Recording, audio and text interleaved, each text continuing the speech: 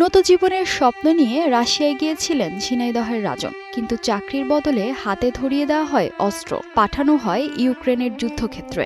একসঙ্গে যাওয়া ৩০ জনের মধ্যে কয়েকদিনেই প্রাণ হারান ২০ জন, আর ড্রোন হামলায় গুরুতর আহত হয়ে ৪ দিন ৪ রাত বুকের ওপর ভর দিয়ে মৃত্যুর সঙ্গে লড়াই করে ফিরেছেন রাজন। ১৪ জন ড্রোন অ্যাটাক করে সকাল ৫টায়। ওই জায়গায় আমি যখন পড়ে থাকি, আমি ওনাদের কাছে সাহায্য চাই। ওনারা বলে সাহায্য করা যাবে না, তুমি যদি বাঁচতে চাও তাহলে তোমাকে নিজেই আসতে হবে। রাজন তার ২ পায়ের একটিতে এখনও ঠিকমতো ভর দিতে পারেন না, কিন্তু শরীরের ক্ষতের চেয়েও বড় হয়ে আছে যুদ্ধের ভয়াবহ স্মৃতি। চাকরির নামে কিভাবে যুদ্ধের ময়দানে ঠেলে দেওয়া হলো রাজনকে, কিভাবে প্রাণে বেঁচে ফিরলেন তিনি। একসময় সুঠামদেহের এই যুবকটির চোখে ছিল বিদেশে গিয়ে ভালো কিছু করার স্বপ্ন। আজ সেই রাজনের শরীর কঙ্কালসার, এক পা প্রায় অচল, ক্র্যাচে ভর দিয়ে কোনো মতে চলছে হাঁটা চলা। তবুও শারীরিক ক্ষতের চেয়েও বেশি যন্ত্রণা দিচ্ছে ইউক্রেনের যুদ্ধক্ষেত্রের স্মৃতি। চোখ বন্ধ করলেই যেন ফিরে আসে বিস্ফোরণের শব্দ, মাথার উপর দিয়ে উড়ে যায় ড্রোন, চারপাশে আতঙ্ক আর মৃত্যুর বিভীষিকা। গত ৭ মে ভালো বেতনে নির্মাণ শ্রমিকের চাকরির আশ্বাসে দালালের মাধ্যমে রাশিয়ায় পাড়ি জমান ঝিনাইদহের কালীগঞ্জ উপজেলার গয়েশপুর গ্রামের রাজন। কিন্তু রাশিয়ায় পৌঁছানোর পরই বদলে যায় সবকিছু। চাকরির বদলে তাকে দেয়া হয় সামরিক প্রশিক্ষণ, এরপর পাঠিয়ে দেওয়া হয় ইউক্রেনের যুদ্ধক্ষেত্রে।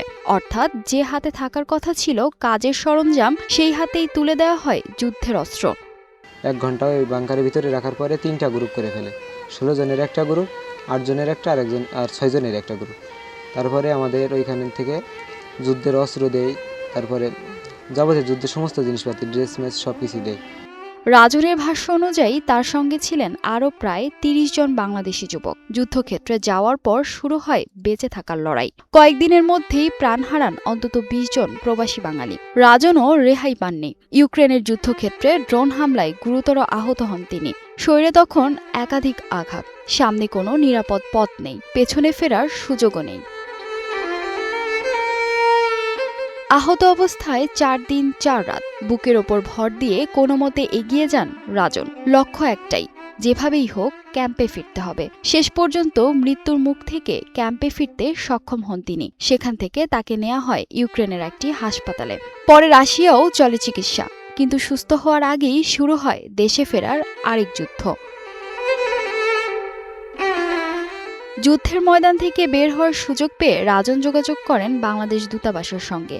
এরপর দূতাবাসের সহযোগিতায় শুরু হয় দেশে ফেরার প্রক্রিয়া। শেষ পর্যন্ত গত ২৩ আগস্ট ট্রাভেল পাসের মাধ্যমে দেশে ফেরেন তিনি। রাজন দেশে ফিরেছেন ঠিকই, কিন্তু সঙ্গে করে নিয়ে এসেছেন এমন কিছু স্মৃতি যেগুলো থেকে পালানোর সুযোগ নেই। এরপর ৩ দিন পরে আমার হসপিটালে পাঠায়। আমার পায়ে এই জায়গায় পোকা হয়ে গেছিল। রাশিয়ায় আমি পৌঁছাইছি। ১৫ দিন থাকার পরে হসপিটাল থেকে আমাকে একটা ডাক্তার মহিলা সাহায্য করে, এমনকি আর রাষ্ট্রদূত স্যার, ওনারা ২ জন করে কথাবার্তা বলে আমাকে একটা ট্যাক্সির মাধ্যমে করে ওইখান থেকে পালাতে সাহায্য করে। ছেলেকে বিদেশে পাঠানোর জন্য সহায় সম্বল বিক্রি করেছিল পরিবার।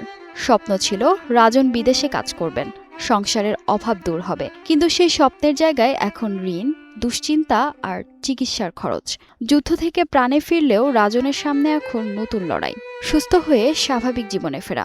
আমি পরে বুঝি জোন বেঁচে খাই, মানুষের একদিন যদি জোন বেঁচে ২৫০ টাকা ৩০০ টাকা, তা এখন আমি যে আজকে ৮টা মাস ৩টে বছর আমি এইভাবে ছেলের হারে হারে গুনে নিয়ে বেড়াচ্ছি। আজকে ৪টে মাস আমি কারুকার বুঝতে যাতে পারছি, কারু এই হারে হারে আমি মানুষ এইভাবে আমার নিয়ে চলে বেড়াচ্ছে, তারা কোনোদিন দেখতেও আসেনি।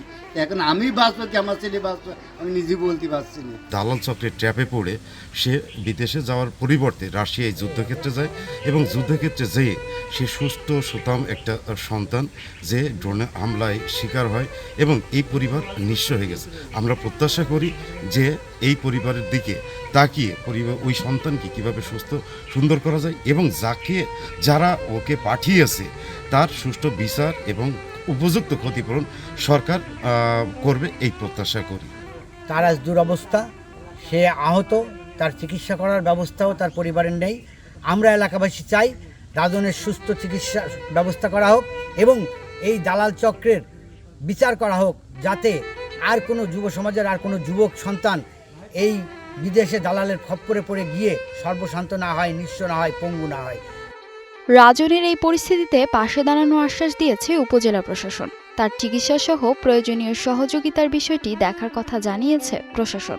আর যেটা বললেন যে উনি রাশিয়াতে যে ওনার পা হারিয়েছেন বা হয়েছেন, এটা যদি আমার উপজেলা প্রশাসনের পক্ষ থেকে যে সহযোগিতা ওনাকে করা যায়, আমি সেটার ব্যাপারে ওনাকে খোঁজখবর নিব এবং সেই সহযোগিতার হাত আমাদের উপজেলা প্রশাসন থেকে আমি অবশ্যই প্রসারিত করব।